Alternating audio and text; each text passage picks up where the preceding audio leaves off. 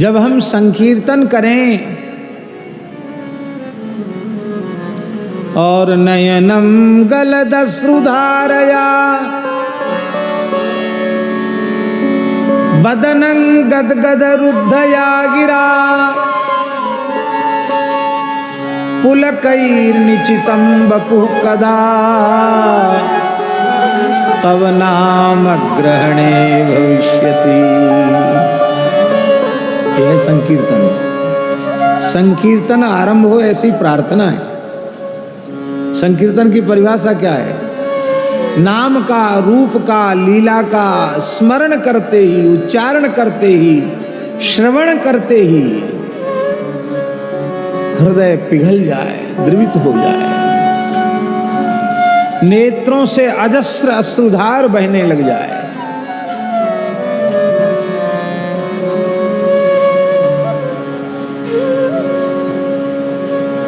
कंठ भर आवे,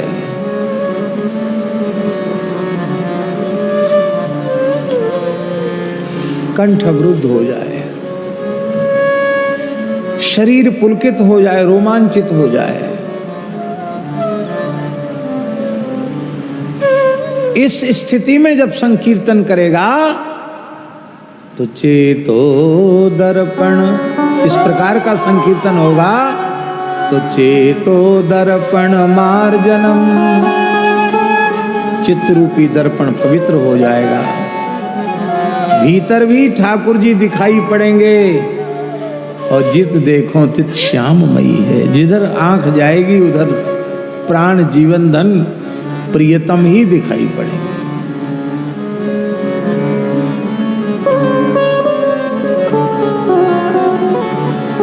ये संसार जो है ना भवाटवी है, घनघोर जंगल है।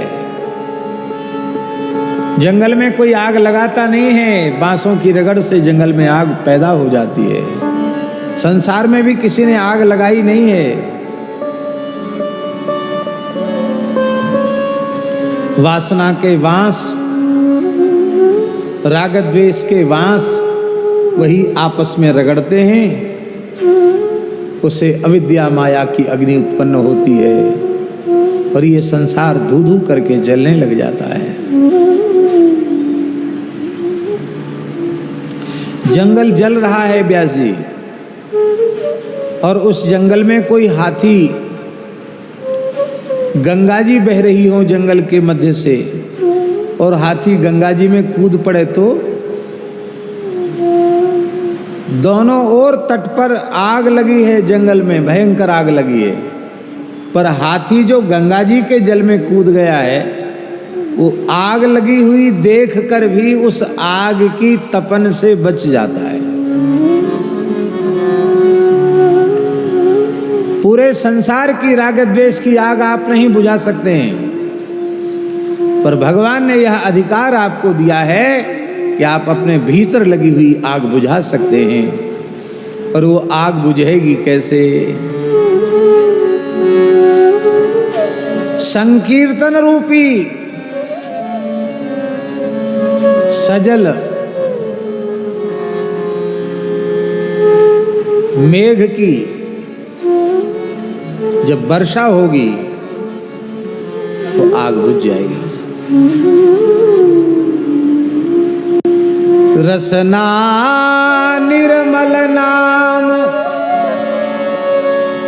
मनहु बरसत धाराधर। अग्र स्वामी जी के चरित्र में रसना निर्मल नाम मनहु बरसत धाराधर। श्री अग्रदास हरि भजन बिन काल वृथा नहीं वित्तयो। सदाचार ज्यों संत प्राप्त जैसे करी आए। सेवा सुमिरन सावधान चरण राघव चित लाए। प्रसिद्ध बाग सो प्रीति सुहथ कृत करत निरंतर। रसना निर्मल नाम मनहु बरसत धाराधर। श्री कृष्णदास कृपा करि भक्ति दत्त मन बच क्रम करी अटल दयो, श्री अग्रदास हरि भजन बिन काल वृथा नहीं वितयो।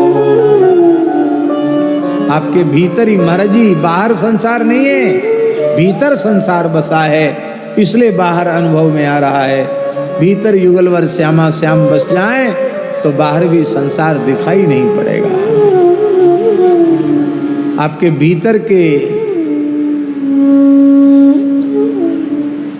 जगत में जो आग लगी हुई है वो जलकर खाक हो जाएगा, अब बुझ जाएगा। भव महादावाग्नि निर्वापणम, कुआर की धूप इतनी तेज होती है, उस धूप के कारण हिरण भी काले पड़ जाते हैं। ऐसी मान्यता है कि उस कुआर की धूप में ही हिरण काले हो जाते हैं।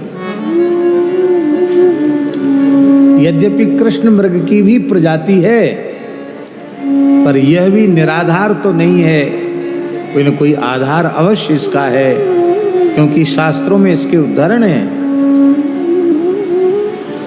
सबसे भयंकर धूप कुआर की होती है, आश्विन की धूप,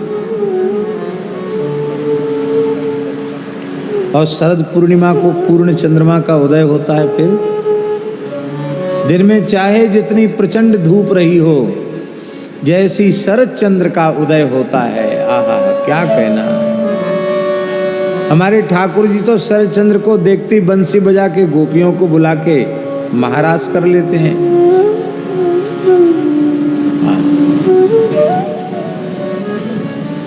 इसी तरह से अविद्या, माया,